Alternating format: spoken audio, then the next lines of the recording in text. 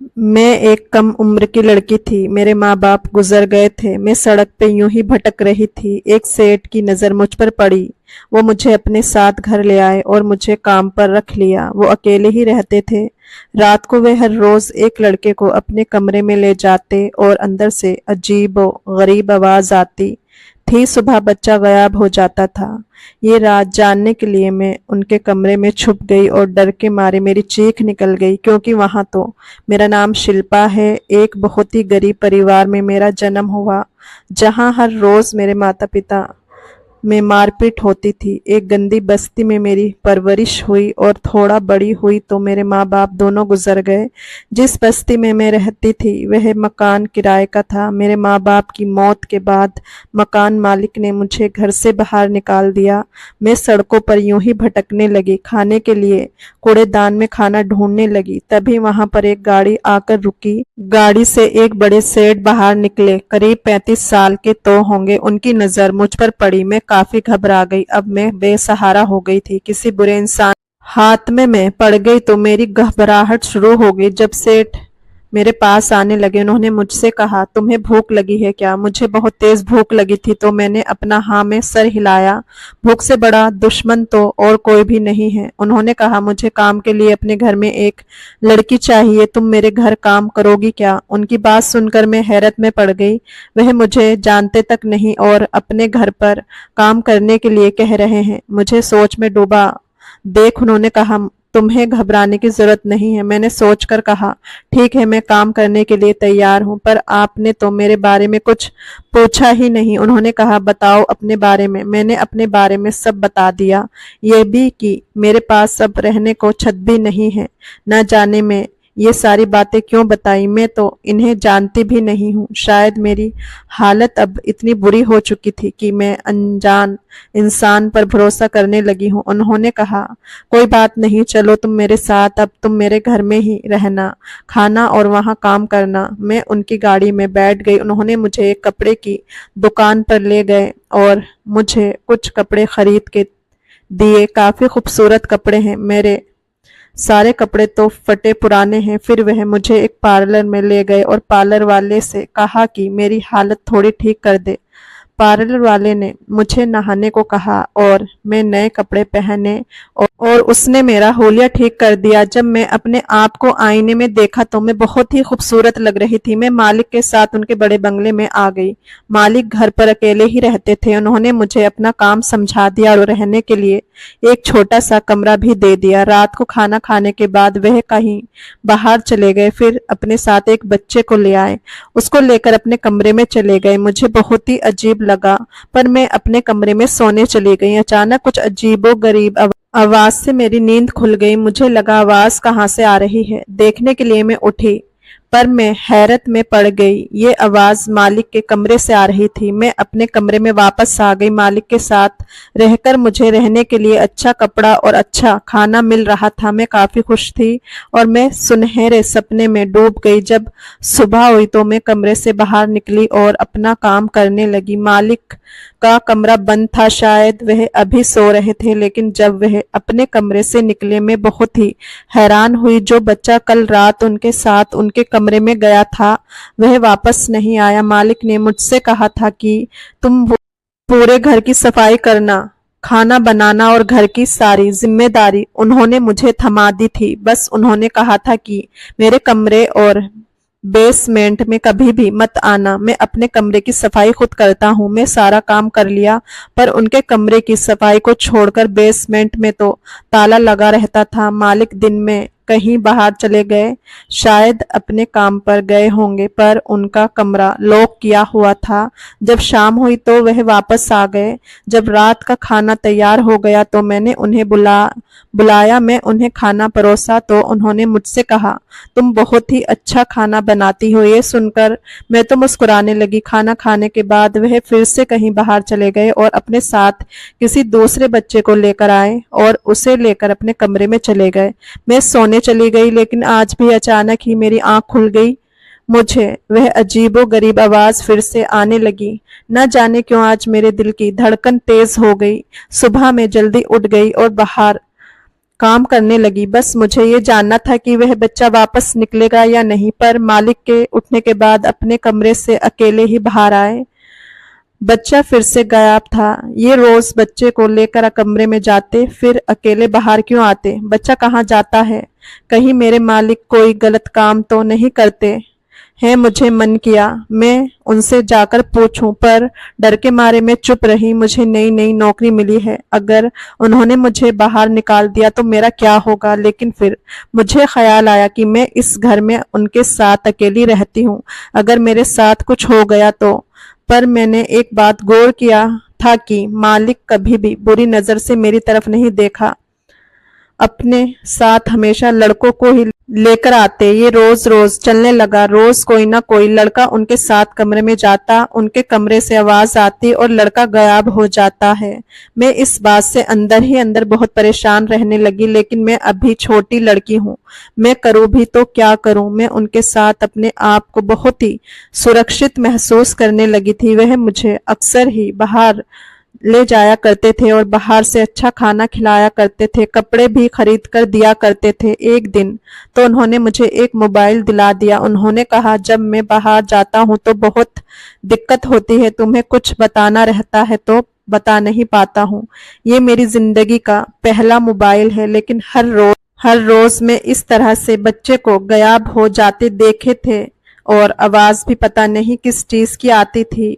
अब मेरा शक इतना ज्यादा बढ़ चुका था कि मुझे लगा अब चुप रहना गुनाह का साथ देना होगा। मैंने मन ही मन में मान लिया था कि बच्चों के साथ जरूर कुछ ना कुछ करते हैं, या तो उनके साथ कोई गलत काम करके उन्हें खत्म कर देते हैं, क्योंकि बच्चे ऐसे हवा में तो गायब नहीं हो सकते ना। अगर ऐसा ही चलता रहा तो शहर के सारे लड़के खत्म हो जाएंगे। अब मैंने सोच लिया था कि मैं ये राज का पता लगाकर रहूंगी। अब जैसे ही मुझे कुछ सुराग मिलेगा तो मैं पुलिस को बता दूंगी। अब तक लालच में पड़कर मैं चुपचाप ये सब कुछ देख रही थी, क्योंकि मालिक ने मुझे बहुत ही ऐशो आराम के साथ रखा था। मैंने धीरे धीरे मालिक का विश्वास जीत लिया और एक दिन मैंने उनसे कहा, मालिक आप अपने कमरे की सफाई खुद क्यों करते हैं?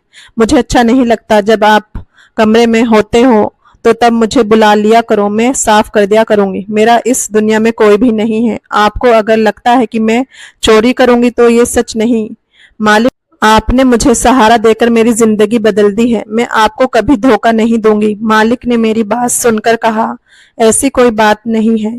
ठीक है, कल सुबह जब मैं रहूंगा अपने कमरे में तुम मेरे कमरे की सफाई कर देना। अब मुझे मौका मिल गया था कि उनके कमरे को देखने का। आखिर उनके कमरे में ऐसा क्या जादू चलता है जिससे लड़के गायब हो जाते हैं? मालिक को धोखा देने का मेरा कोई भी इरादा नहीं था, पर बच्चे के साथ इस तरह से गलत होना भी तो सही नहीं है।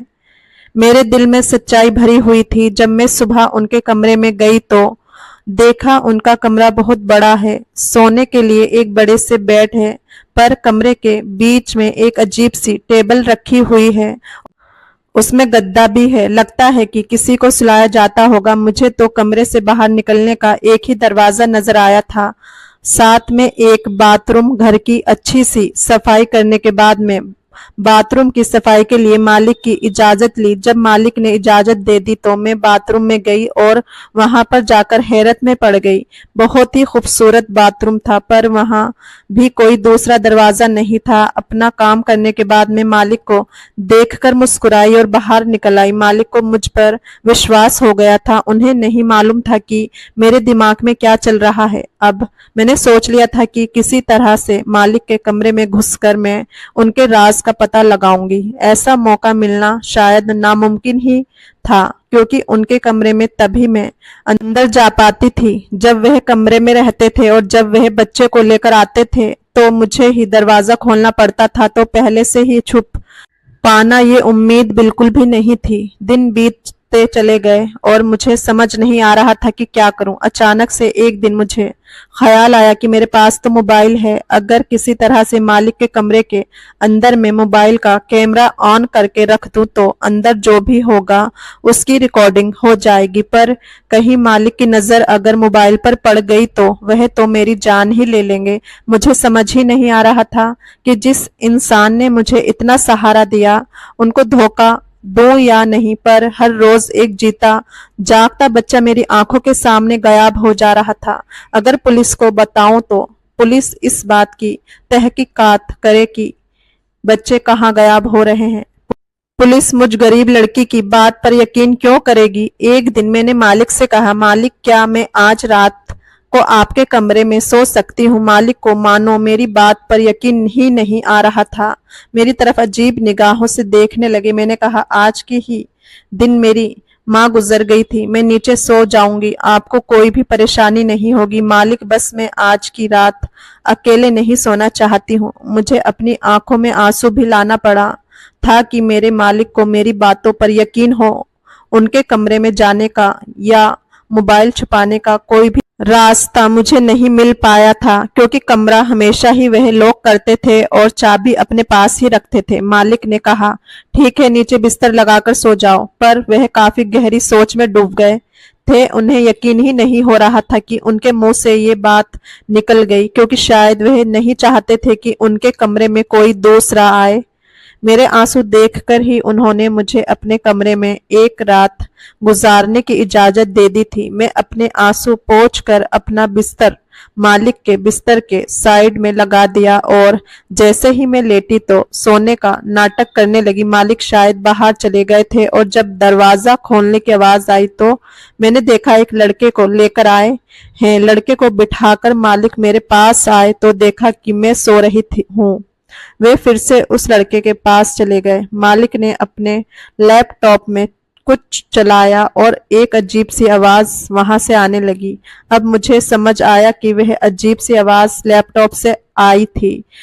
फिर कुछ चीज जलाया जिससे कमरा धुएं से भर गया। वह धुआं कमरे में फैल गया और थोड़ी देर में मैं बेहोश हो गई। जब मेरी आंख खुली तब सुबह हो चुकी थी। मैंने देखा मालिक बिस्तर पर लेटे हुए हैं और बच्चा सही सलामत टेबल के ऊपर लेटा हुआ है।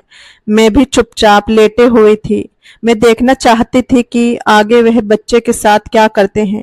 उन्होंने करीब 7 बजे बच्चे को उठाया और खिड़की के पास ले गए। मुझे अब तक वह एक शीशे ही लगा था, लेकिन ये तो दरवाजा है। वहां से बच्चे को लेकर निकले और शायद किसी के हवाले कर दिया। शायद बच्चे के माता पिता हो। माता पिता ने हाथ जोड़कर उन्हें प्रणाम किया और वहां से चले गए। उनके जाने के बाद मैंने उठने का नाटक किया। मैं मालिक के पास गई और कहा, मैं इतनी देर तक कभी नहीं सोई हूं, पर पता नहीं क्यों आज मेरी नींद नहीं खुली। मालिक मुस्कुराए और कहा, कोई बात नहीं। मुझे इस बात से खुशी हो रही थी कि मालिक बच्चों को खत्म नहीं करते, उन बच्चों को उनके माँ बाप के हवाले कर देते हैं। ऐसे ही 7 महीने बीत गए और मैं धीरे धीरे मालिक का विश्वास जीतने लगी। मालिक का मुझ पर पूरी तरीके से विश्वास हो गया। तो मैंने एक दिन पूछा कि आप इस तरह से बच्चे को अपने कमरे में ले जाते हो, क्या कोई इलाज करते हो? पर उन्होंने जो कुछ भी कहा उसे सुनकर मुझे यकीन हो गया था कि मालिक अच्छे इंसान नहीं हैं। वह इन बच्चों के साथ कुछ गलत काम करते हैं। अब मैंने ठान लिया था कि मैं इस राज का पता लगाकर ही रहूंगी।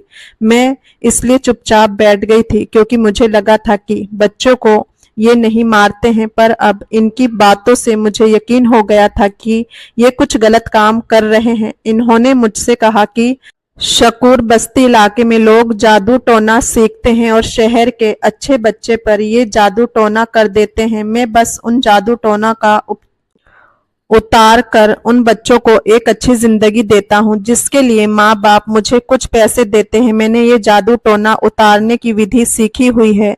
उनकी बात सुनकर मैं आई तो थी, पर अपने कमरे में आकर बिल्कुल भी सोच में डूब गई। मैं शुक्र बस्ती में ही रहती थी और वहां ऐसा कुछ भी नहीं होता था। वहां के लोग अपनी जिंदगी में ही व्यस्त हैं, अपनी गरीबी से ही परेशान हैं। लोग इधर उधर काम ढूंढ कर काम करते हैं। वहां पर इस तरह का जादू टोना नहीं चलता है। मेरा बचपन गुजरा है वहां पर। ऐसा कुछ होता तो मुझे भी पता रहता, पर यह बिल्कुल ही झूठी बात है। यहाँ कुछ और ही चल रहा है। अचानक ही मुझे धुएं की याद आई जिससे मैं बेहोश हो गई थी। अब मैंने सोच लिया था कि मैं राज का पता लगाकर ही रहूंगी। मालिक अब अपने कमरे को लॉक नहीं करते थे। मैंने सोचा एक रात में उनके कमरे में छुपकर सब कुछ देखूंगी, पर मुझे धुएं से बचने का उपाय सोचना होगा। मुझे याद है कि जिस रात मैं वहां थी और धुआं हुआ था तो मालिक ने अपने मुंह पर कुछ पहना हुआ था, शायद किसी तरह का मुखौटा हो जिससे इस धुएं से बचा जा सकता हो। अगर मुझे भी ऐसा कुछ मिल जाए तो मैं बेहोश हुए बिना उसको देख पाऊंगी, फिर मैं अपने मोबाइल में रिकॉर्ड कर लूंगी। सफाई के वक्त मुझे कुछ मखौटे मिल गए, उनमें से मैंने एक अपने पास रख लिया और एक रात मुझे मौका मिल गया उनके कमरे में छुपने का। मैं मालिक को बहाना मार दिया कि आज मैं जल्दी सोने जा रही हूँ। रात को जब आप बाहर जाएं तो कमरे को लॉक करके जाएं ताकि आप अंदर आ सकें। आज मेरी तबीयत बहुत खराब है। मालिक ने कहा, ठीक है, कोई बात नहीं, तुम सो जाओ। मैंने अपने कमरे को लॉक कर दिया और उनके कमरे में जाकर छुप गई। आज मुखौटा भी पहन रखा था। जब मालिक बच्चे को लेकर आए तो टेबल पर बैठा दिया, फिर अजीब सी आवाज चला दी और कमरे में कुछ धुआं भर दिया। आज धुआं मुझे बेहोश नहीं कर पाया। लड़का बेहोश हो गया। उसके बेहोश होते ही मालिक ने एक टीका निकाला और उस लड़के को लगा दिया और वह फिर बिस्तर पर आए और लेट गए। उसके बाद वहां ऐसा कुछ भी नहीं हुआ जिस पर कुछ शक हो। बस वह टीका क्या है ये मुझे पता लगाना है। अगली रात घर पर पुलिस आ गई।